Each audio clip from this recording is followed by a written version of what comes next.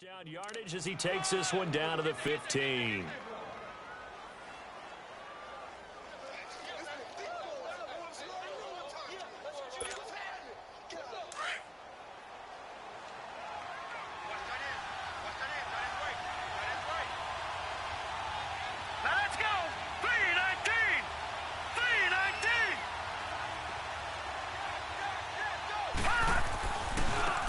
Now a handoff looking right. And this play gets blown up. They'll lose yardage. Back at the 17.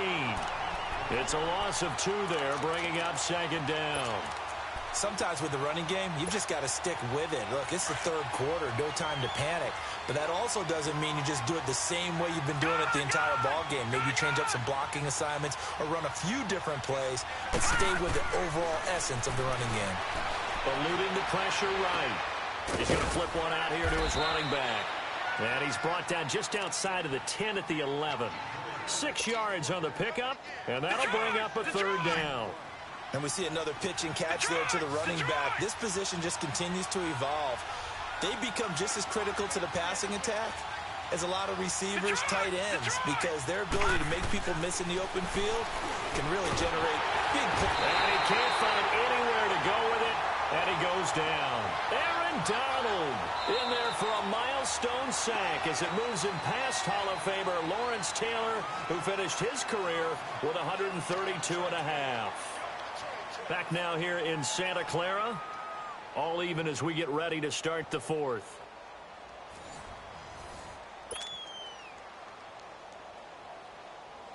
So now one of the biggest kicks of the night is forthcoming. And his kick here is good. And with that, they will move out in front by 3. So the drive here ends with a field goal. It does give them the lead, but this one's still certainly a long ways from over. It definitely puts a lot of pressure on your defense to hold the lead, right? They're happy to have it and happy to be out there trying to do so.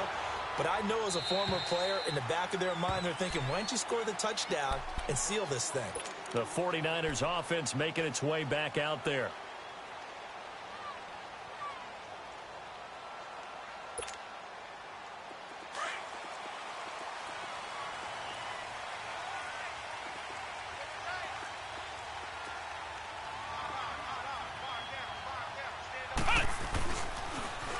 Now they'll run it on the toss.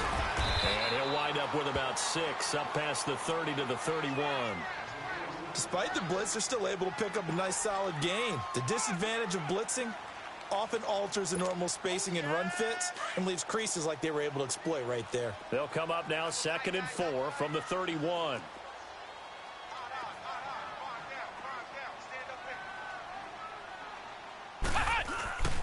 They keep it on the ground. This time it's Nixon. And for one of the first times tonight, he's going to be held up at the line of scrimmage.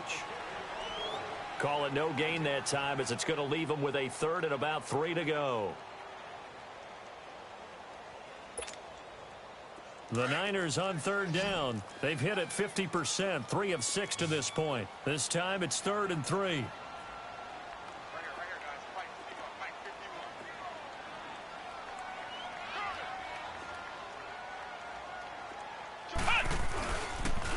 Once again, they run with Nixon. No gain on the play there, and it'll bring up 4th down. And that's one of the few times they've been able to contain him. He's had a heck of a game, and maybe he's getting a little bit tired from how many times he's carried the ball. But I always think back to what all those old coaches say. The ball's not that heavy. Keep carrying it, kid.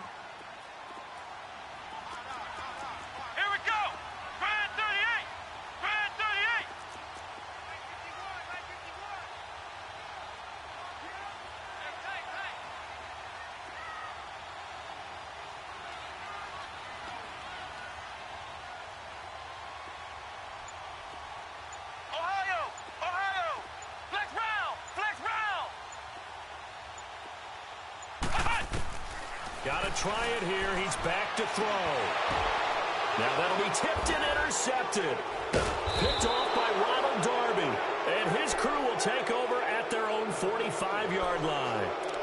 Boy, what a turnaround. They exited the lockers with a nice lead, and now all of this. What's happened? So when you start to write your novel, you'll start out with, it was a tale of two halves, won't you? Right, but I'm a bad writer. I don't know exactly what happened because sometimes teams can go in with a lead and get too comfortable, too relaxed, and a couple of things go wrong, and it's hard to get back that good feeling. And they'll go with a ground attack here. So we got 3 at 1 tackle, but couldn't do a whole lot else.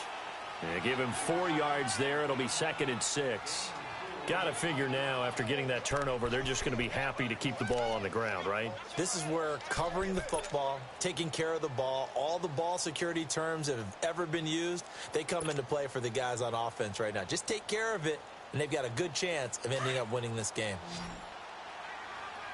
All right, now, lucky 56. Lucky 56. Set.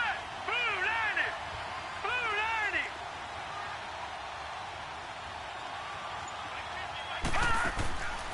From the shotgun, he'll look to throw. Flushed out right. Going down the middle, and it's complete.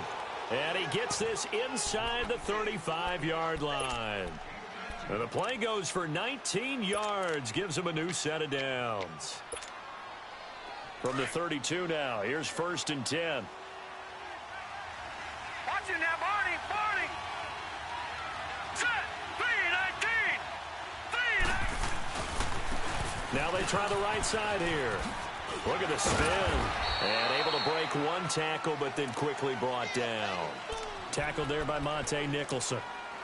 Offensively with the lead, you want to run the ball, keep the clock going, but you also want to still kind of be in attack mode too, right? So how do you do that and not come back on your heels? Yeah, think about all the practices we've watched where they have that tempo period to go over things just like this, where they describe the scenario, tell you what they're looking for, and make sure that they're still attacking, yet at the same time not going so fast as to leave too much time on the clock. That is caught at the 7. And he will reach the 5-yard line before going out of bounds. That one goes for 24 yards.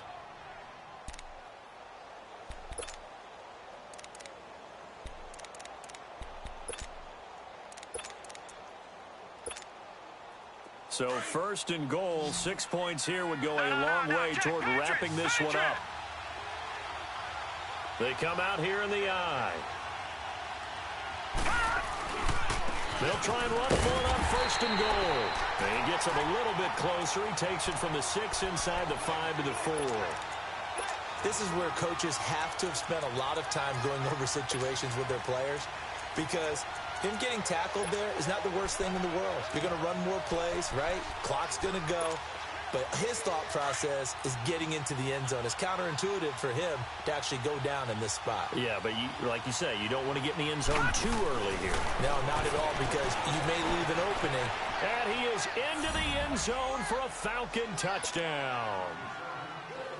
A great effort there from 4 yards out. And the Falcons will add on to their lead.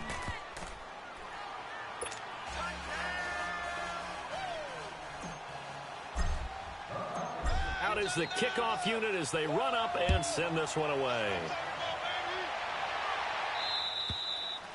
And they will not get a chance to return this one as it's through the end zone for a touchback. The San Francisco offense getting their last-minute instructions before they take over here. They're sort of seeing themselves spiral out of control. Let's see if they can get things back on track. And this is where the coach is walking that line of being calm and really being firm with his team. I had one tell me once, we were having a tough patch. This too shall pass, this too shall pass. And finally we kept having a rough patch. He said, but you got to do something to make it pass. And that's what they have to do. They've got to get some control back, get themselves reasserted, and calm things down. See if they can get calm and reassert themselves here. And his throw is incomplete. That would have been a great catch, but it's real difficult to hold on to it because it was contested all the way. Would have been a great play if he'd been able to haul that one in. Here now is 2nd and 10, again from the 41. Flex round! Flex round! Flex round! Flex round! Throwing again. Richards to Mixon on the check down. And he gets it down to the 32. It's an 8-yard pickup, and they're going to have a third down. Well, it's tough to be a defender in today's NFL because there's so many things to account for in today's passing game, including the back sneaking out of the backfield. Not quite as bad as a turkey bowl where you have that center-eligible stuff, but still a lot of guys to account for. On 3rd and 2, Richards firing quickly here, and that's complete. And he gets the first down here as he's taken down at the 24.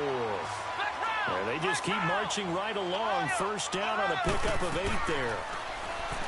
Looking to throw. Richards. Now a desperation throw deep downfield. So they took a shot on first down but couldn't connect. Time for a break. Back with more in the NFC Championship game after this. So after the incompletion on first, now 2nd and 10.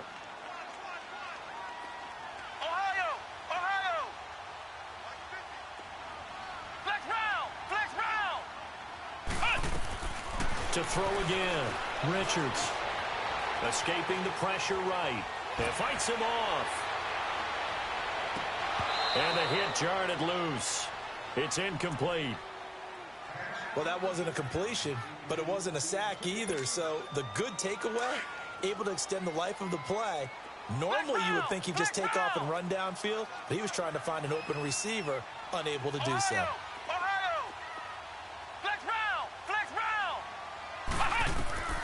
On 3rd down, Richards. Oh, it's a touchdown if he holds on. Instead, it's 4th down. This defense was definitely alert to the possibility of the deep ball, and they were more than ready for it. They've got the lead, 4th quarter. Maybe can expect more passes like that downfield. And this one is right through. And this is back down to a 7-point game. So you knew one way or another that they needed the 2 scores. They get the easy one out of the way. Now they'll get the ball back, hopefully. Yeah, and the question is, how do you accomplish that? Do you onside kick it? Or since you have all 3 timeouts, do you kick it deep? To me, I'm playing field position. With all 3 timeouts, I kick it deep and try and pin them back there.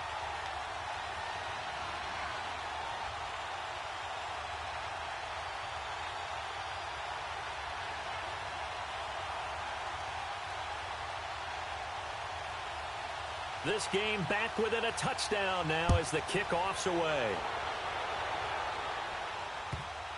And a good job here by the Falcons. Their hands team able to recover it. A tough one there. They certainly wanted that when they needed it, but they didn't absolutely have to get it. They still do have 3 timeouts. You're exactly right. They had to attempt it.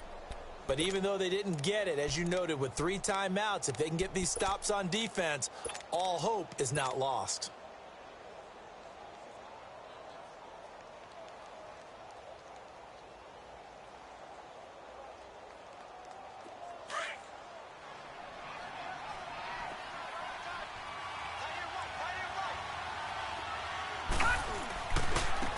Now a handoff working right. And he stopped immediately there. And now the 49ers signal for a timeout defensively, as they'll talk things over prior to this upcoming 2nd down play. Another running situation on the doorstep as they come up 2nd and 10.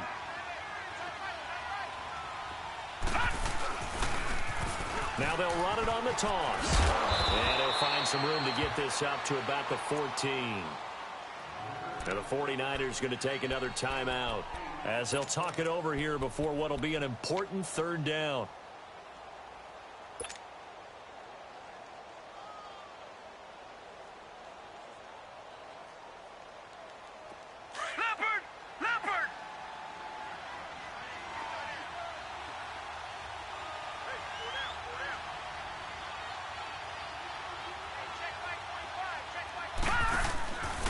He'll drop to throw. He's going to leave this for his running back. It's complete. And play is stopped here. Timeout. It's the defense calling the timeout here, as it comes with 1:25 left to go in the contest. The Falcons send out their punter, standing about a yard deep in his own end zone.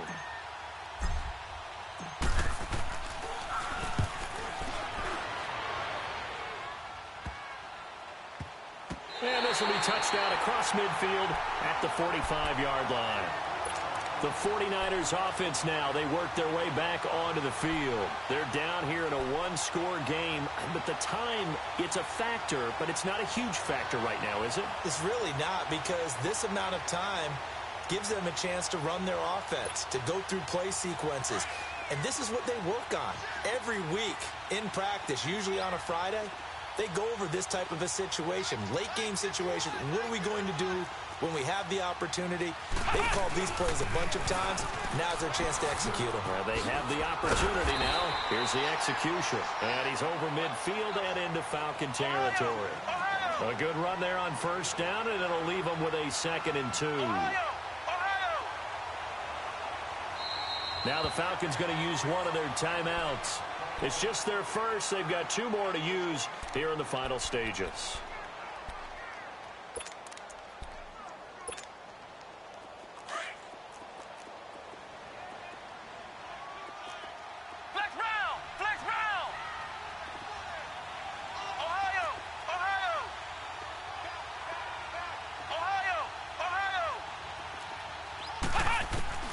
He'll look to throw. This is caught at the 20. And they'll wind up getting this one all the way down inside the 20. A really good pickup of 28 yards. They'll look to throw. Dumps it off to Mixon.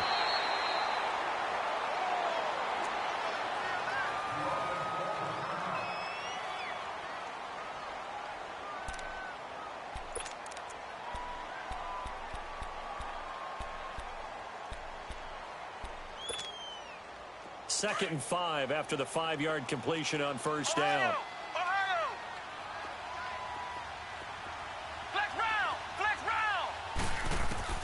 Back to throw. To the sideline. Wow, what a catch. Doesn't get a lot out of it, but he is able to keep the feet in bounds. The 6 yards on the pickup, and it leaves him with a 1st and goal. A looming decision to make on the conversion, down 7, but first things first, they need to score as they come up on 1st and goal.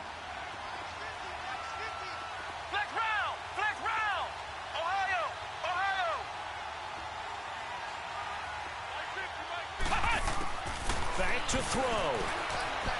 Flush to his right. Staying on his feet. That's going to go as a loss of 2, and it'll be 2nd down. Now, I know it's only a loss of a couple of yards, but when you get near the sidelines, just flip the ball out of bounds, incomplete, and save the yardage. Save the yards, not your stats. He's back to throw. And he can't hang on. That's definitely going to be one he wishes he had back. Incomplete in the end zone. Now we're in the situation where the quarterback's got to take full charge of his huddle. Got to totally command it, make sure all eyes are on him. All focus is locked in. Going to call multiple plays and go over different situations and scenarios to make sure everyone is on the same page. Big play coming up. Here's 3rd and 10. I would expect to see some pressure here.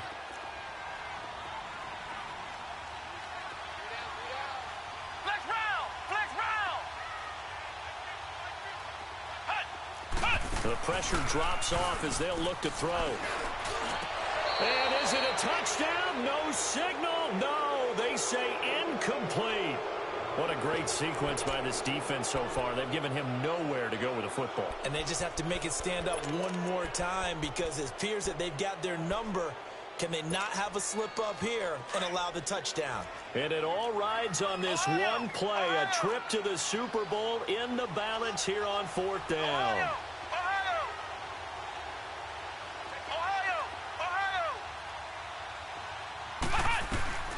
As expected, they're going for it to keep the drive alive. And this ball is caught. It's a touchdown. And now in the final seconds, they're a PAT away from likely getting this thing to overtime.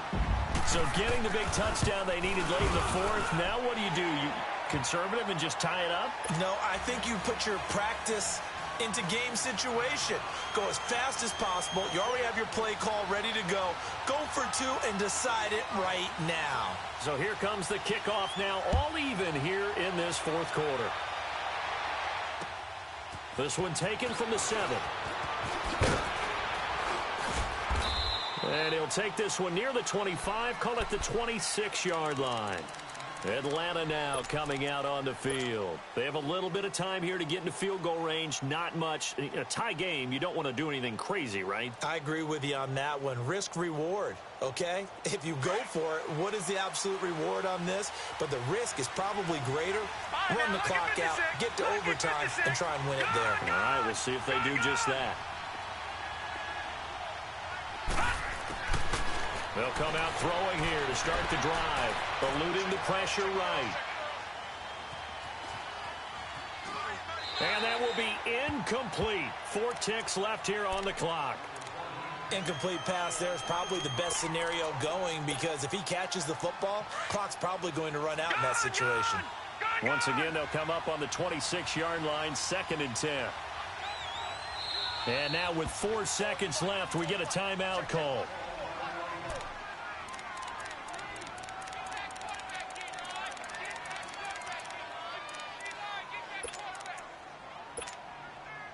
An incomplete pass on first down. That leads to a 2nd and 10. All right,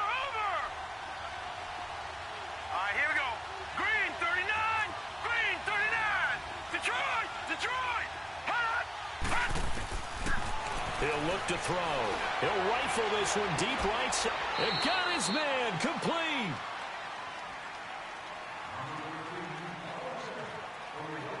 Overtime in a playoff game. Awesome setup. Remember, the rules the same as they would be in the regular season. That's exactly right, Brandon. Remember, the receiving team, if they score a touchdown, game is over. But if they kick a field goal or don't score, the other team gets a chance to get the football. They get a possession. If they go down and score, they win the football game at that point. If both teams kick field goals, we keep playing. If a defense scores, let's say the receiving team gets the ball, doesn't score, or they throw a pick six or fumble, gets picked up, the defense scores, game over. But here's the best part. In the regular season, only 1 period is played. We could call it a tie. Here, we're going to play until we have a winner.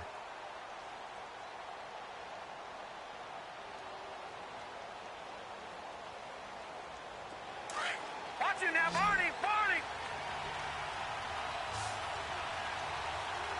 Set. Blue 90. Blue 90. Detroit. Detroit. They're going to look to throw. Oh, and it's intercepted. Picked off at the 48, and his guys are going to take over at their own 48-yard line. A costly mistake here in OT. And you know what they say, when you throw an interception like that in overtime, you don't usually get a chance to throw a second one. I mean, I'm not sure the analytics on it. Let's ask Marvin, our statistician, to ring that down for us. That's typically how coaches and teams feel about it. If you throw one, you likely cost yourself the game.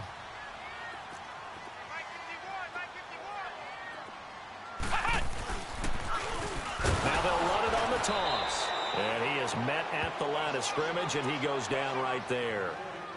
Officially no gain on the play, and it's 2nd down.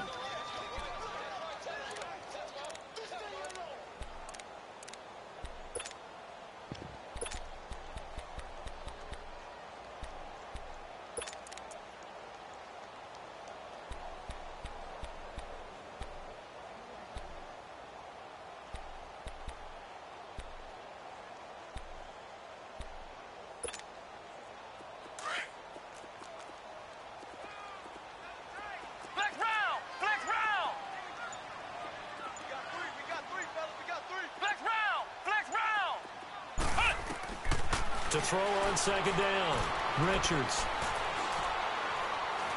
He's going to wind up and air it out. So the long attempt falls innocently to the ground, and it brings up 3rd.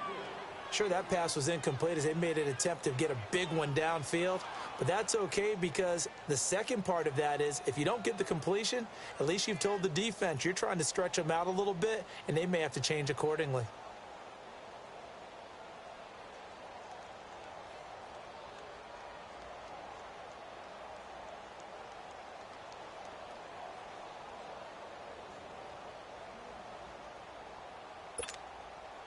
The Niners on third down. They're right at about the league average, 40%, 4 for 10. This is 3rd and 10. From the gun, Richards. He's going to air one out. That's going to be caught. And he just falls short down at the 1-yard line. They're able to convert on third down, and that sets up a 1st and goal.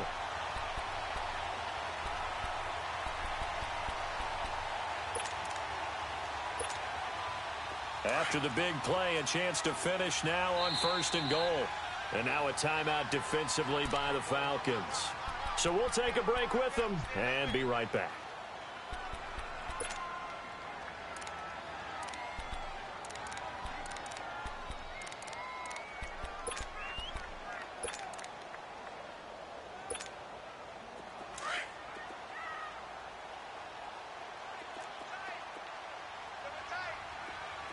They come out here in the and he's going to take it in. Touchdown! They're going to win it. And let the celebration begin. In an overtime thriller, they're off to the Super Bowl. Really a great season. Not a whole lot to hang their head about. Not at all. And, you know, the winning side, they're so ecstatic. They're going to the Super Bowl. But for the guys that we're talking about, they've got to figure out how it's going to go next year. Are they going to be motivated by this loss? Or will this loss linger and really make them, make it tough for them to come out of the gate?